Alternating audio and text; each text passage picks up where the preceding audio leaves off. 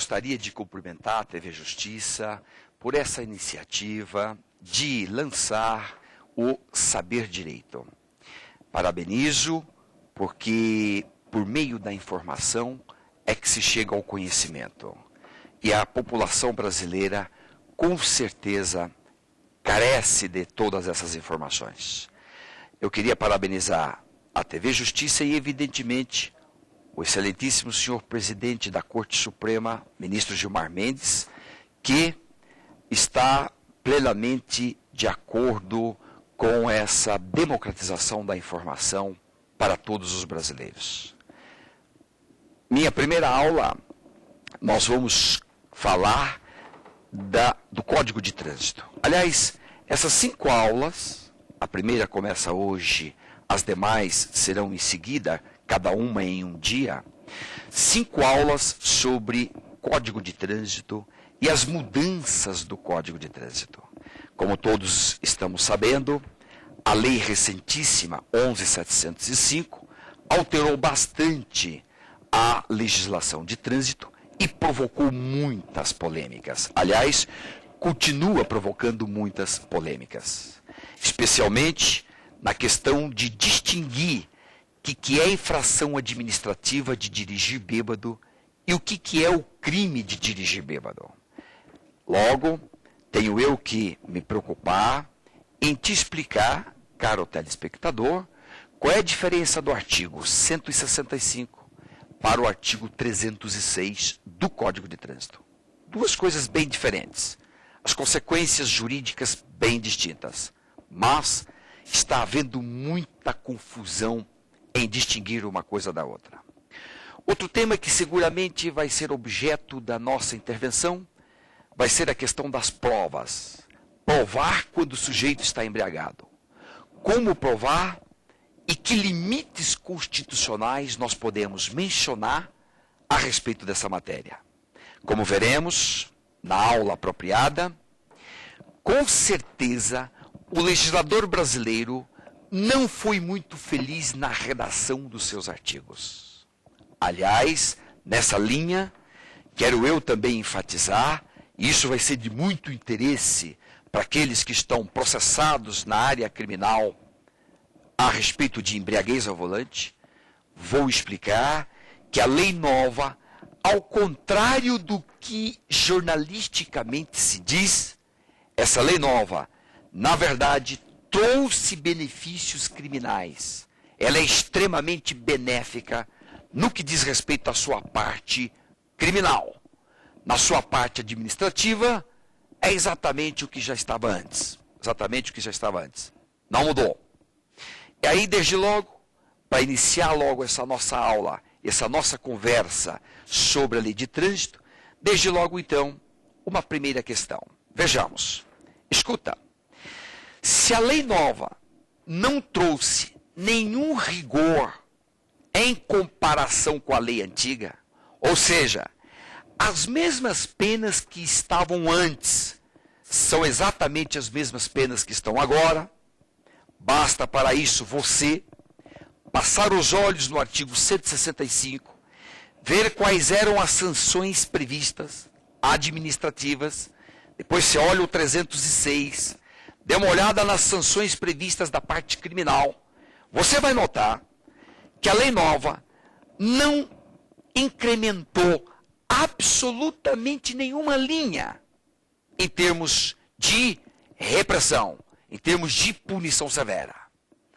Daí a pergunta, escuta, se a lei nova não alterou absolutamente nada nas penas, por que, aspas, pegou? Onde está o fator decisivo que fez com que essa lei tivesse, aspas, pegado e tivesse gerado uma redução de acidentes de trânsito imediatamente? Para você que gosta de números, lá vai. Só no estado de São Paulo, nos primeiros 15 dias de vigência desta lei, começou, aliás, em 20 de junho, tivemos 15,3% de redução dos acidentes de trânsito.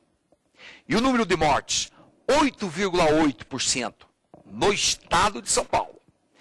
Se você considerar a capital de São Paulo, o efeito benéfico desta lei foi impressionante.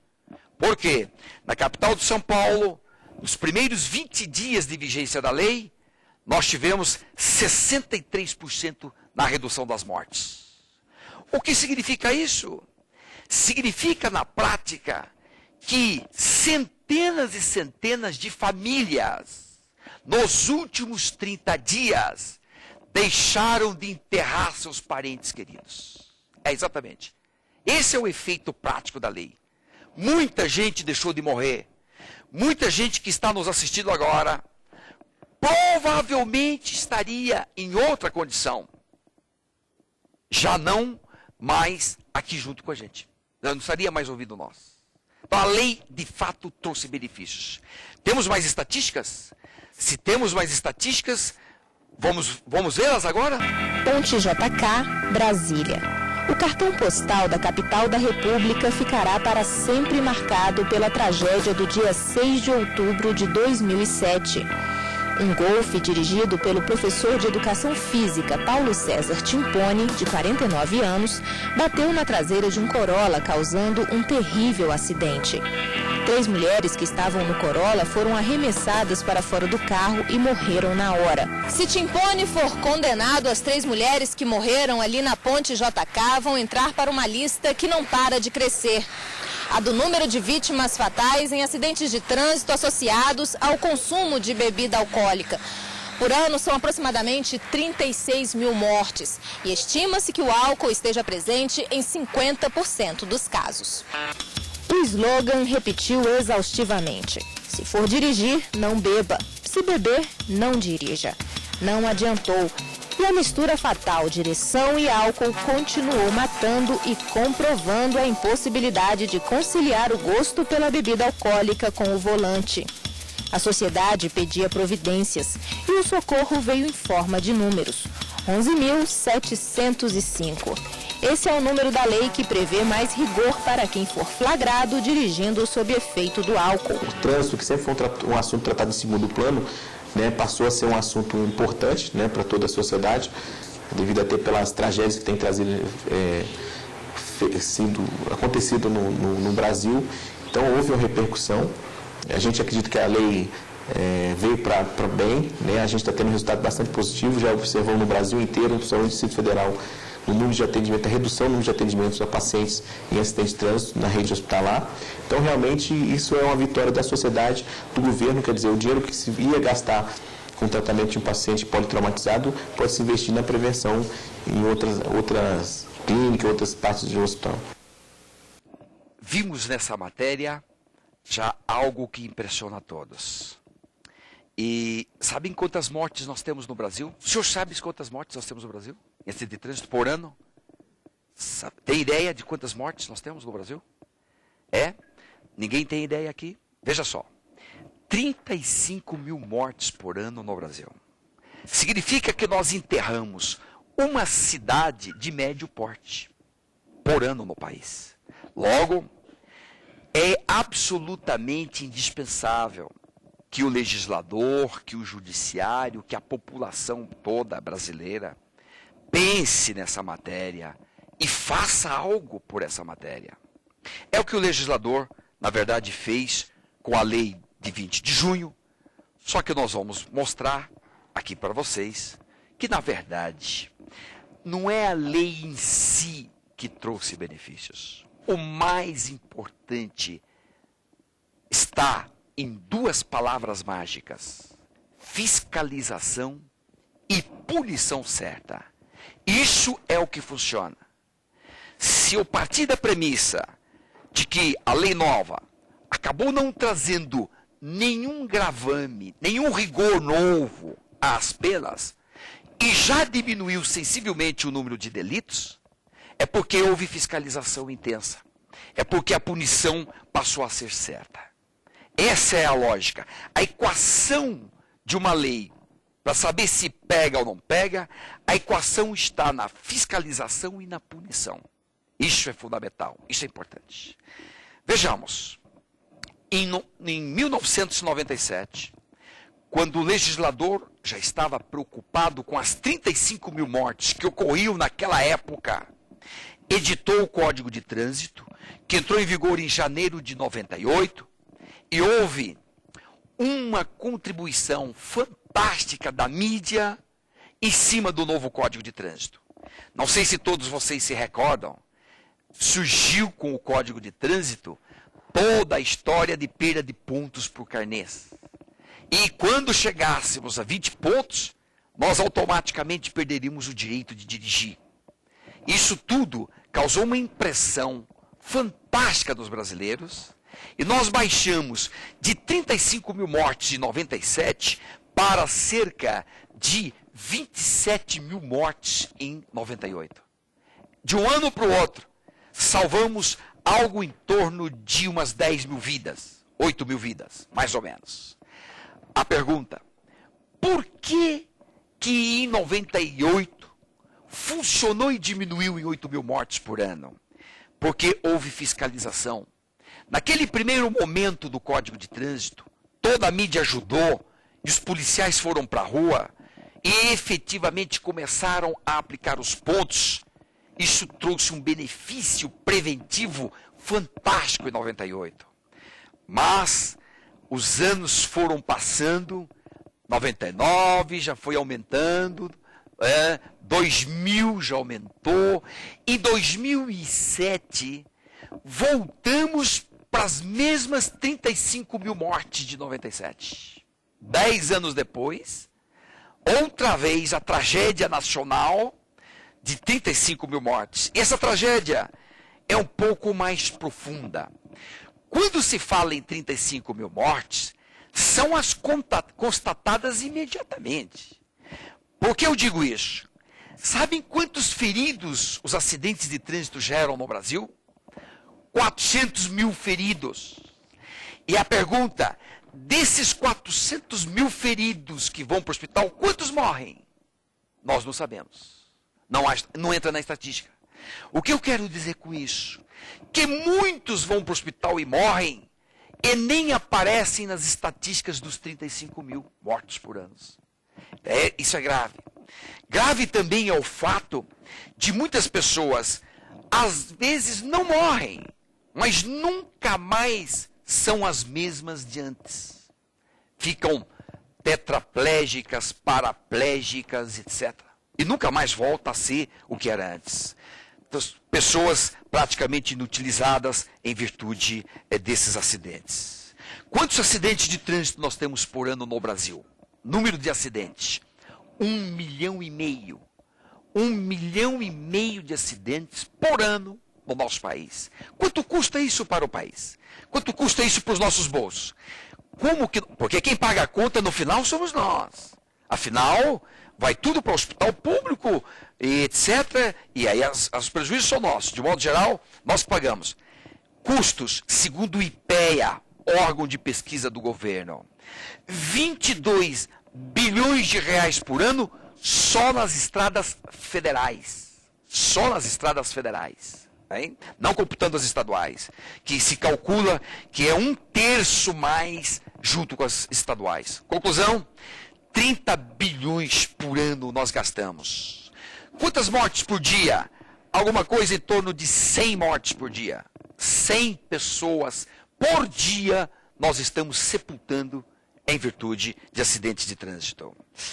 Com esse custo de 1,2 do PIB, nós gastamos de todo o nosso PIB, de toda a arrecadação nacional, nós gastamos 1,2 em acidentes de trânsito. Portanto, não é pouco. Cada morte, em média, quanto custa cada morte no trânsito? 500 mil reais. 500 mil reais é a média de custos de uma morte em acidente de trânsito. Computando, evidentemente, a pessoa que morreu, a idade que ela tinha, quanto que ela poderia produzir no futuro, a família que ela deixou, etc, etc, etc. 500 mil reais por pessoa no Brasil. Agora, atentem. Vamos aí. Dados os números e, portanto, feita uma descrição brevíssima dessa tragédia nacional, vamos então começar a falar de alguns enfoques jurídicos desse ponto, para que então possamos compreender o que estava no Código de 97 e o que está na lei nova, recentíssima, de 20 de junho, e o porquê que a lei de 20 de junho pegou. Dos que estão aqui conosco, alguém quer formular alguma pergunta dessa primeira parte? Alguém vai formular alguma questão dessa parte numérica, números, etc.? Eu estou à disposição de todos, em qualquer instante podemos estar ouvindo a intervenção de vocês. Bem, doutores, prosseguimos aqui. 1997, que é que tivemos de novidade neste Código de Trânsito? Primeira coisa, sistema de pontos. Segundo lugar, as multas eram altas, eram multas altíssimas. Em terceiro lugar, houve uma fiscalização efetiva no ano de 98, daí a redução de 8 mil mortes. Um ponto espetacular do novo Código de Trânsito de 97 é a chamada multa reparatória, que vem a ser uma multa reparatória. Ninguém desconhece que muitos delitos, quando são praticados, o juiz aplica pena, prisão ou restritiva de direitos, mais multa. A multa no âmbito do trânsito é uma pena muito importante. Só que, olha a diferença, que fez o legislador em 97. Alterou a natureza dessa multa, e ela, em lugar de ser multa em favor do governo, multa para os cofres públicos, a multa, no novo Código de Trânsito, passou a ser uma multa para a vítima. Multa reparatória significa, o juiz quantifica na sentença, estabelece um valor de reparação, e essa sentença pode ser executada depois pela vítima em favor dela, porque já tem um dinheiro ali representado certo e seguro e líquido. Isso foi um avanço extraordinário. Por quê? Porque finalmente o legislador brasileiro atendeu os anseios e as reivindicações do que se chama de vitimologia. Vitimologia é uma parte da criminologia e que prega que o direito penal tem que estar voltado contra o réu, mas também em favor da vítima. E em favor da vítima, poucas são as disposições no nosso direito, salvo nos últimos anos que estamos tendo essa preocupação, e uma delas foi justamente no Código de Trânsito, onde a multa fixada pelo juiz não vai para os cofres públicos. Essa multa vai para a vítima do acidente de trânsito. Foi uma mudança espetacular. Que mais de novidade? Que mais de interesse veio com o Código de Trânsito de 97? Houve uma discussão enorme sobre o cabimento ou não de perdão judicial.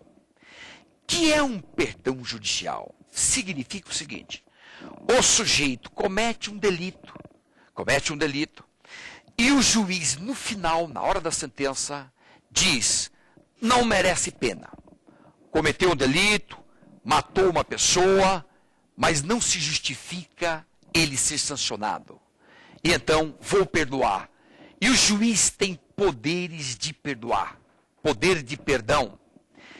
Porém, em que situações? Basicamente, quando pais matam filhos, ou quando filhos matam pais em acidente de trânsito. Enfoquemos então. Um pai mata um filho no acidente de trânsito. Já foi punido pelo próprio acidente. Não é preciso mais nenhuma sanção para esse pai.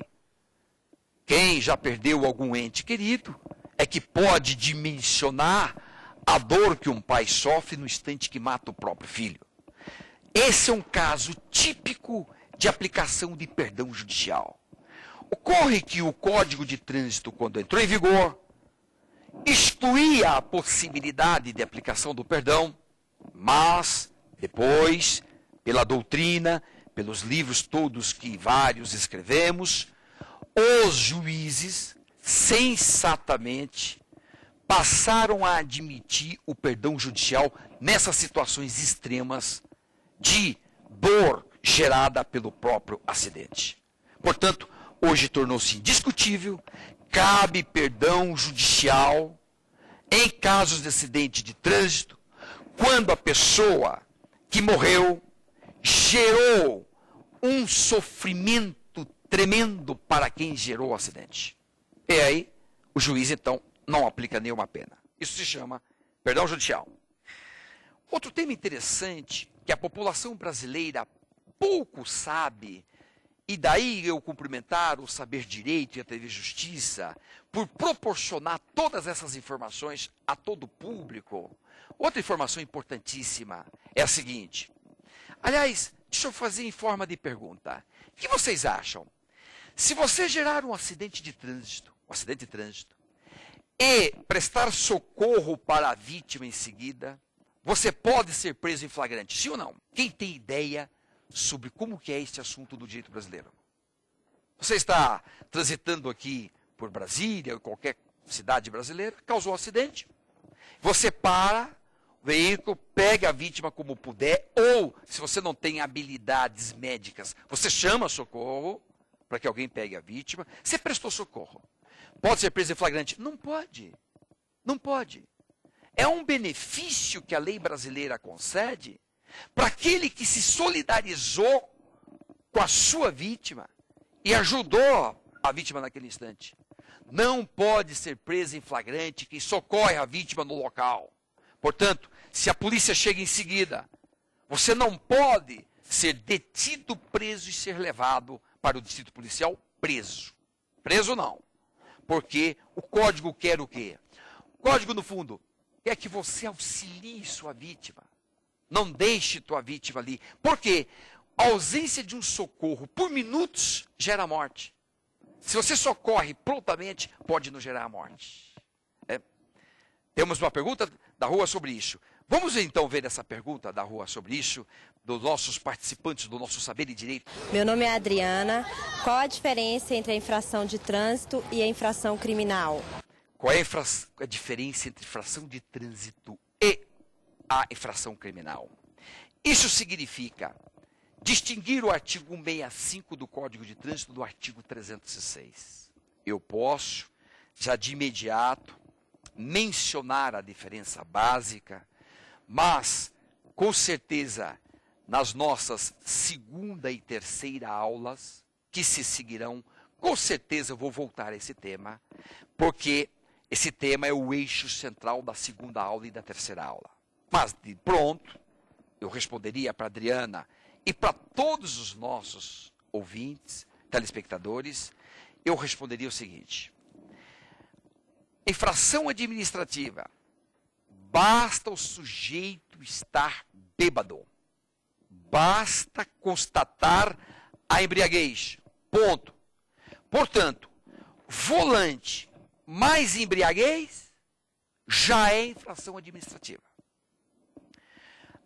Para esta infração administrativa, o Código de Trânsito não exige nenhuma quantidade mínima de álcool. Portanto, em princípio, qualquer quantidade de álcool por litro de sangue já permite a imposição das sanções administrativas, que são multa de R$ 955, 7 pontos perdidos, infração gravíssima, 7 pontos na sua carteira. Depois, retenção do veículo. Depois, 1 ano sem dirigir veículo. Essas são as sanções administrativas para quem soma embriaguez mais direção. E não se pergunta na infração administrativa, não se pergunta se o sujeito dirigia bem ou mal, se dirigia em zigue-zague ou se dirigia correto, se subiu a calçada ou não subiu a calçada. Isso não importa. Porque para a infração administrativa, basta estar bêbado e dirigir ao mesmo tempo. De outro lado, infração criminal. Para a ocorrência de uma infração criminal, mais do que um condutor bêbado, nós precisamos de um condutor bêbado. Mas mais do que isso, nós precisamos de duas outras coisas. Para que haja um delito, duas outras coisas. Em primeiro lugar, no mínimo 0,6 de álcool por litro de sangue. 0,6 decigramas. Se o motorista, embora bêbado, não alcança o 0,6, o que significa mais ou menos 2 latas de cerveja. Em média, como média geral, 2 latas de cerveja já dá 0,6. Ou 2 taças boas de whisky. Whisky, 2 copos de whisky ou 2 taças de vinho. Você já chega a 0,6. Normalmente, em geral, depois eu explico como é que as diferenças pessoais de cada um. Bom, com isso, 0,6 mais motorista bêbado, mais segunda exigência, importantíssima para que haja delito, é que o motorista esteja dirigindo o carro de forma anormal. E o que é dirigir anormal? É revelar algum perigo certo a partir da sua bebedeira. Por exemplo, zigue-zague. Por exemplo, subir calçada. Por exemplo, passar o vermelho. Por exemplo, aproximar muito do outro carro, quase bater na traseira do outro carro, etc. Aí sim, isso é delito. Isso é o crime. Isso é o crime. Então nós temos condutor bêbado mais uma direção anormal mais 0,6. Sem a presença desses 3 requisitos, não há que se falar em delito. Eu quero explicar depois que, na verdade, o estar bêbado e o 0,6 vem expresso no artigo 306. E essa terceira exigência, que é o dirigir anormal, não vem expressa no 306, mas numa visão constitucional do direito penal, não há como admitir que a infração administrativa seja a mesma coisa que a infração penal. São 2 coisas diferentes. Por isso, essa terceira exigência aí que eu acabo de mencionar para todos os senhores. Bem, isso rapidamente. Volto ao tema porque é o eixo, é o fundamento das nossas segunda e terceira aulas, que virão, evidentemente, nos dias seguintes agora, nos dias que seguem. Temos mais uma pergunta? Seu nome qual é? Silas. Silas. Isso. Ok, Silas, você já se formou? Já Fiz a... Bacharel em Direito? Bacharel em Direito. Já fez teu curso de pós-graduação? Pós-graduação, já completei. Excelente, mora aqui em Brasília? Sim. Agora estou estudando só para concurso público. Está estudando agora para concursos, com certeza vai conquistar seu espaço, com certeza, basta se dedicar, Silas. Diga a sua pergunta, qual que é? Bom, a dúvida que eu tive com a explanação do senhor foi com relação à pena de multa. O juiz, vendo um caso em que não há vítima, ele pode aplicar multa, mesmo assim? Digamos que tenha havido apenas dano ao patrimônio público? Vamos lá. Silas, pergunta interessante e que merece esclarecimento para que todos compreendam bem a dimensão da sua dúvida. Seguinte, a lei diz, o juiz vai arbitrar um quantum de indenização de acordo com os prejuízos provados, prejuízos causados à vítima. 2 coisas então. Primeira coisa, tem que ter uma vítima concreta, um ser humano. Não basta ser só um ente público. De outro lado, tem que ser danos materiais, danos comprovados documentalmente nos autos do processo. Fora disso, o juiz não fixa a indenização na sentença. E se alguém, fora disso, se sente lesado, como o poder público que pode ter um prejuízo, o poder público tem direito de promover uma ação civil contra o responsável do acidente. Mas isso se faz numa ação civil autônoma, outro processo, outro juízo, que não é o juízo criminal. Juízo criminal, só quando presentes 2 coisas, vítima real concreta e 2 prejuízos materiais comprovados nos autos. Aí sim, aí se aplica a multa em favor dessa pessoa, que se chama então multa reparatória. Multa reparatória. Bem, já tivemos então a nossa primeira intervenção nesta aula do Silas, E seguramente nós teremos outras intervenções de vocês daqui a pouco. Excelente, estamos aqui prontos já para trabalhar essas questões todas que vocês vão colocando. Bem, agora vamos aqui. Vamos evoluir um tema. Evoluir o seguinte tema, central. Se a lei, foi o tema da abertura nosso, se a lei não é muito mais grave que a anterior, por que pegou? Doutores, fiscalização e punição certa. É isso que faz a lei pegar. Quero uma prova? A prova está aqui. Olha, a prova está aqui. Em 5 capitais, onde não houve fiscalização de trânsito intensa, o número de mortes continua exatamente igual às cidades africanas, que é o maior número de mortos no trânsito do mundo. A ONU, toda hora, denuncia a tragédia, denuncia a calamidade nas cidades africanas. A média de mortos nas cidades africanas é 28 pessoas para cada 100 mil habitantes. Esse número é uma coisa absurda. Os senhores não têm ideia do que é 28 mortos por 100 mil habitantes. Em países totalmente civilizados nessa matéria, dou 2 exemplos. Japão e Inglaterra. Você tem no Japão 2 mortos para cada 100 mil habitantes. 2 pessoas mortas. Inglaterra, 6 mortos para cada 100 mil habitantes. 6 mortos para cada 100 mil habitantes. Estados Unidos, 11 mortos.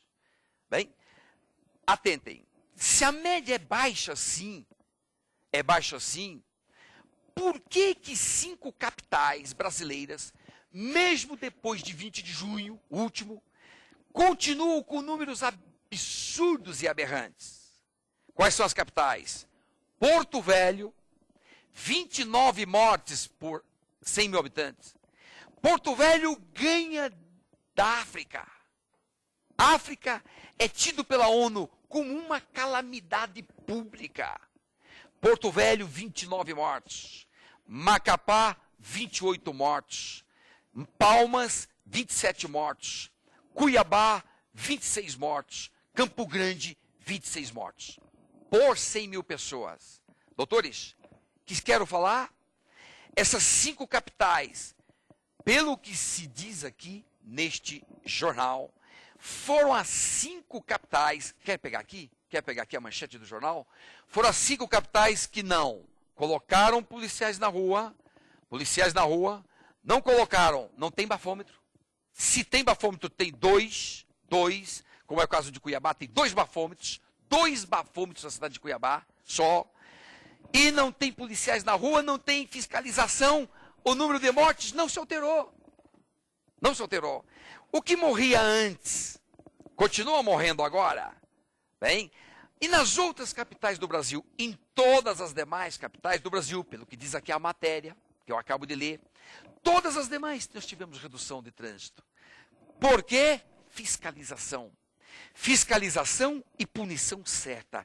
É isso. Essa é a fórmula para fazer uma lei pegar. Não basta a lei. Aí, nós gostaríamos nesse instante de aproveitar o ensejo para desfazer um equívoco nacional, especialmente de muitos jornalistas, que dizem assim: se a lei for dura, ela por si só já previne delitos. Não é verdade. Não é verdade. A lei dos crimes hediondos é a lei mais dura que o Brasil já produziu. E não houve redução dos crimes hediondos. Porque não basta a lei ser dura. Mais que isso, 2 coisas nós necessitamos: fiscalização, controle e punição certa. Aliás, punição certa. Doutores e telespectadores, olhem lá. Nós temos leituras já, lições já no direito penal. Uma delas importantíssima que vem de Beccaria. Beccaria foi um filósofo que escreveu um livro famosíssimo chamado Dos Delitos e das Penas. Escreveu este livro em 1764, portanto há mais de 200 anos.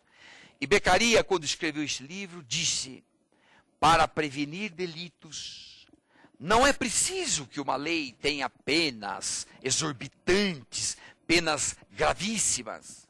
Não é isto, a pena tem que ser justa. Mas para prevenir delitos, além da pena justa e da lei, fiscalização e punição certa. Isso ele chamava de infalibilidade da pena. Ou seja, pena infalível significa, ela vai acontecer. E aí, doutores e telespectadores, olha lá, some isto. Some uma lei absolutamente indispensável, porque o poder público não pode impor nada contra nós que não esteja na lei. A lei é importante. A lei é fundamental. Depois você soma fiscalização mais punição certa, naturalmente a lei pegou. E naturalmente, prevenção de delitos.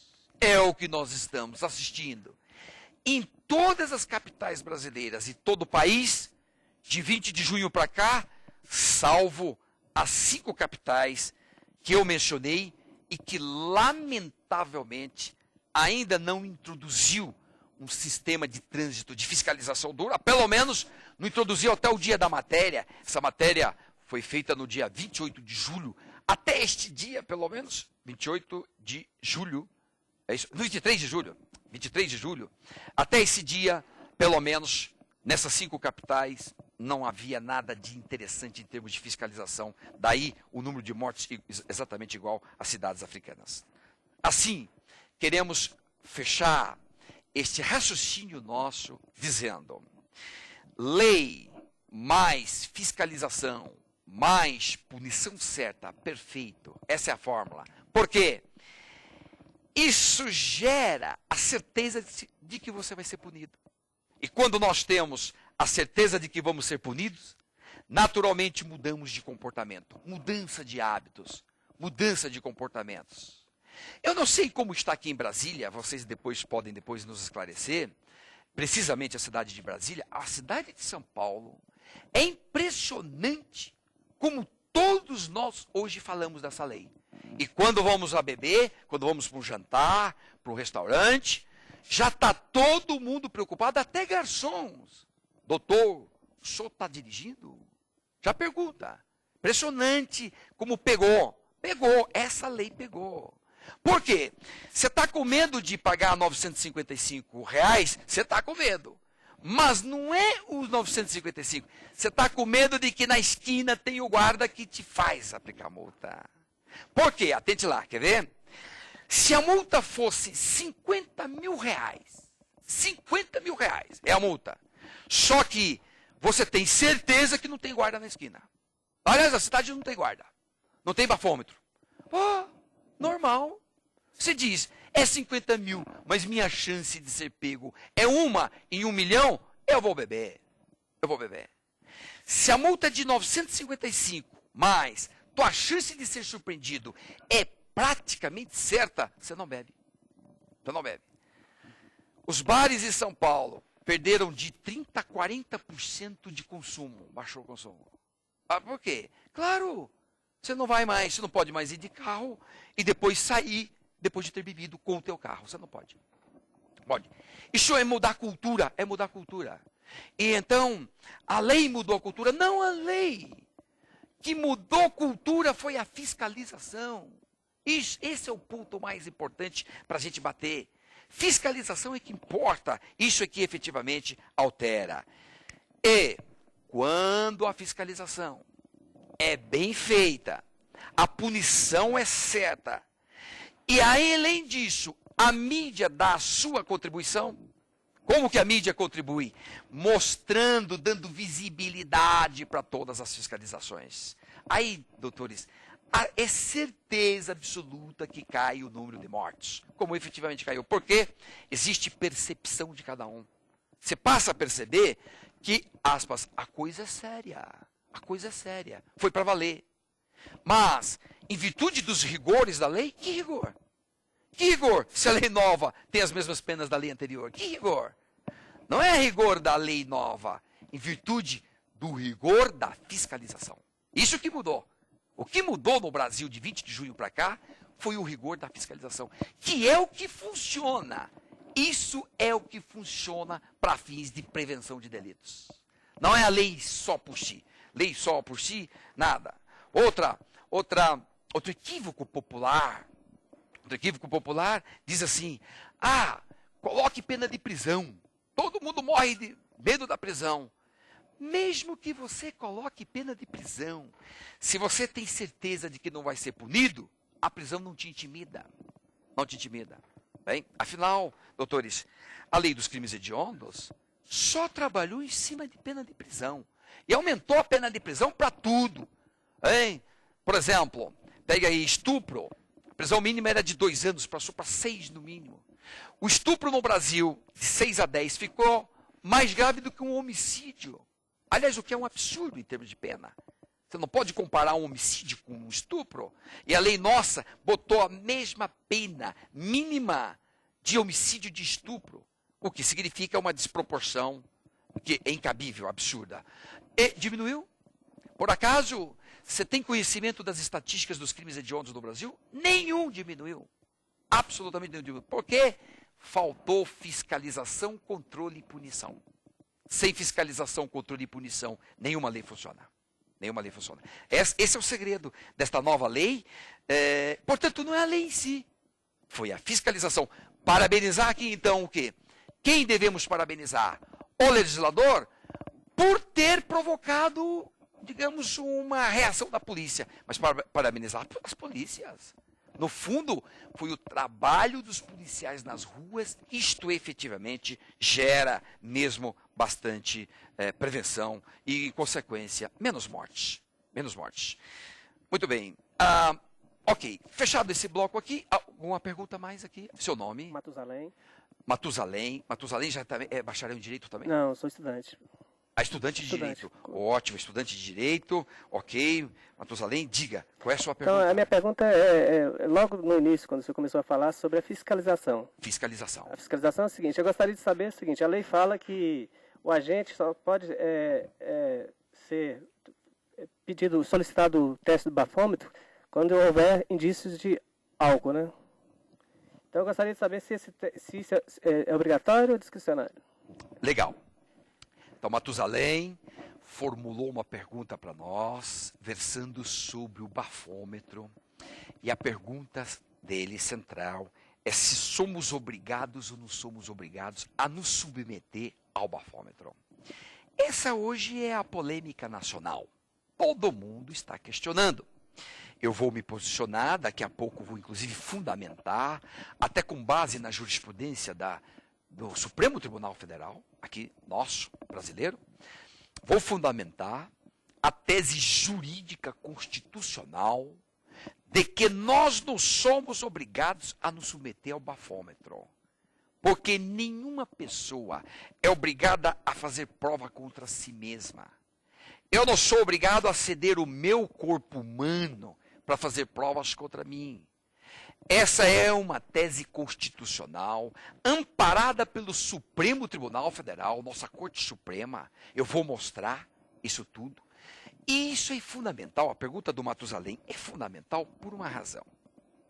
Quem pega a lei, lê a lei secamente, leia-se, lê a lei secamente, chega a uma conclusão de que está escrito na lei que pode fazer, que deve fazer o bafômetro. Portanto, eu, policial, se ler só a lei, vai chegar à conclusão de que é obrigatório fazer o bafômetro. Na verdade, nós temos 2 olhos e esses 2 olhos, nós que trabalhamos e militamos na área jurídica, eles existem para fazer o seguinte: todas as vezes que você vai resolver um problema jurídico, você tem que colocar um olho na lei e o outro na Constituição e na jurisprudência das cortes. E verificar aquela lei como está escrita, como ela é interpretada e como ela se transformou no direito. E aqui, uma distinção importante, que muitos acadêmicos confundem lei com o direito. Não pode confundir. Lei é o que sai do Congresso Nacional, sai publicado no Diário Oficial. Os congressistas se reúnem, aprovam um texto lá, eles escrevem, muitas vezes escrevem bem, outras vezes escrevem muito mal, e escrevem, publica. Publicou, lei. Já é lei. Agora, uma coisa é o que diz a lei, outra coisa é o que é o direito vigente. Direito vigente é produto da interpretação final dada pelos tribunais e pelos juízes. Logo, uma lei pode estar escrita de uma forma e ela ser interpretada de outra forma. E o que manda é a lei ou é o direito? É o direito. O que manda é o direito, que é o produto final que está vigente no Brasil. É exatamente com essa noção básica que eu pretendo aprofundar na segunda aula nossa, Matusalém, que eu te respondo que ninguém pode ler o texto legal, só o texto legal. Tem que ler a Constituição, tem que ler a Convenção Americana de Direitos Humanos e tem que ler a jurisprudência, especialmente das cortes superiores. Sem você ler tudo isso, você não sabe o direito. Você pode até saber a lei. Você leu a lei, você não sabe o direito. E, portanto, quem não sabe o direito tende a aplicá-lo mal. Tende a aplicá-lo equivocadamente. E a pergunta, e há algum policial no nosso país que, paralelamente ao excelente serviço que a polícia está prestando, há algum policial que está aplicando mal a lei? Há. Por quê? Ele não sabe distinguir infração administrativa da criminal. Ele não sabe que, por força do direito vigente, nós não somos obrigados a soprar o bafômetro. E tem policial que te obriga a soprar o bafômetro. Ele não pode. Não pode. Então, isto é objeto da nossa próxima aula. Vou aprofundar, vou explicar um pouco mais essa noção de lei e direito. Muito importante para que todos os policiais especialmente que estão nos ouvindo agora, nos assistindo agora, esses policiais todos têm que prestar atenção no que nós estamos falando. Porque eu vou transmitir exatamente toda a jurisprudência, entendimento do Supremo Tribunal Federal a respeito dessa matéria. Excelente, então. Agora, vamos então fechar esse nosso primeiro encontro, essa nossa primeira aula. Vamos fechar falando uma linha, ainda que breve, muito breve. Quais são os fatores que geram efetivamente menos mortes? Nós começamos falando da lei, aí eu falei de fiscalização, eu falei de punição certa. Aí eu falei de percepção social nossa, que nós vemos que a coisa é séria, nós nos intimidamos, certo? Até aqui. Mas há dois outros fatores importantíssimos nessa equação. E que eu quero fechar a primeira aula falando justamente desses dois últimos fatores. Que são educação e engenharia. Todos os países do mundo que tiveram uma diminuição drástica de mortes. Por exemplo, o Japão, que tem aí 2 mortes para cada 100 mil pessoas. Pegue a Europa, a média europeia hoje é 11 mortes. Era 20 mortes há 15 anos. Hoje é 11 mortes. Na Europa, todos os países trabalharam muito em educação e engenharia.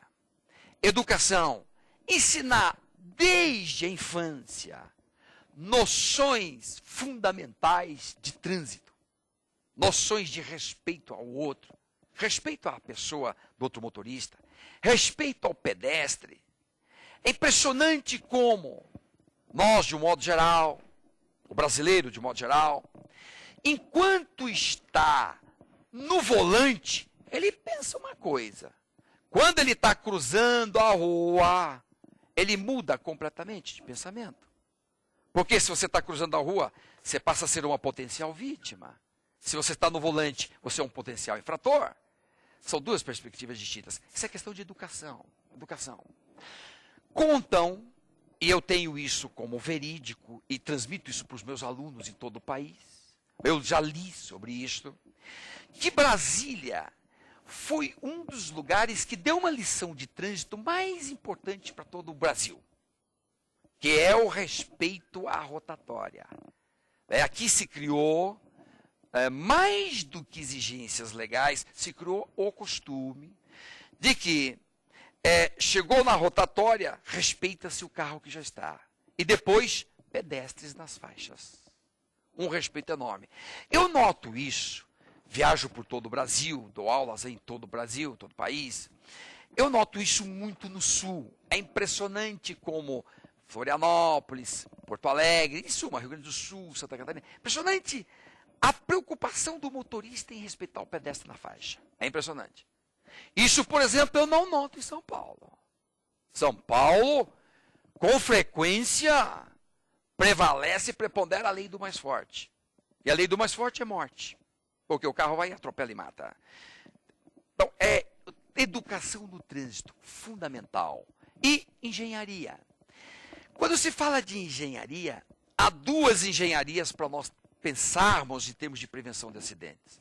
Engenharia de ruas e estradas, fazer estradas sinalizadas, fazer curvas com uma inclinação correta para o carro não tombar.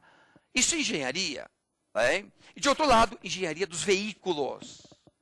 O carro tem que ter uma engenharia de prevenção de acidentes. E aqui eu cito como exemplo recentíssimo, talvez o mais importante agora do mundo, é a engenharia automobilística americana, que descobriu um bafômetro interno em todos os carros novos que estão lançando, e o carro cheira o álcool. Cheirou, o carro não aciona o motor.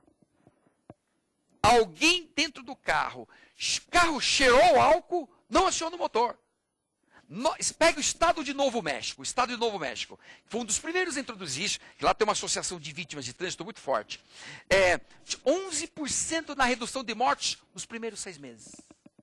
Só porque o carro passou a ser inteligente. Leia-se, o carro já é um bafômetro. Ele não aciona o motor. Isso é importante. Isso é engenharia de carro. Isso é engenharia de carro. Esse tipo de prevenção que nós temos que trabalhar. Então, educação, engenharia de estradas, engenharia de carros, é isto. Lamentavelmente, no entanto, eu não sei quantos anos ainda vamos demorar para atingir esse nível civilizatório. O que eu posso dizer é que o Brasil, seguramente hoje, com 35 mil mortes no trânsito, continua abaixo dos padrões de civilização mundial. Isso é certo. Nós estamos muito abaixo dos padrões de civilização. E vez por outra, lamentavelmente, em lugar de nós vermos uma placa orientativa, as placas, uma ou outra, não são todas, uma ou outra, escreve lá, curva perigosa, acidente iminente. Está te dizendo que vai acontecer um acidente. Em vez de prevenir o acidente, só está te noticiando, vai dar acidente. E dá mesmo, vai dar acidente. Tem alguns lugares que todo mundo sabe que dá acidentes, coloca uma placa, vai dar acidentes. Local de muitos acidentes. Em vez de colocar policial, trânsito, guardas, etc. Não, coloca uma placa, vai dar acidente. Claro que vai dar acidente, nós já sabemos. E vai morrer gente, e vai morrer gente. Bem, ok. Nós então, neste nosso primeiro encontro, demos essas explicações gerais, informações gerais sobre a lei. E na nossa segunda aula, com certeza, nós vamos aprofundar cada um desses itens, sobretudo vendo a questão do bafômetro, a distinção de infração administrativa para delito e etc. Muita informação na nossa segunda aula. Até lá!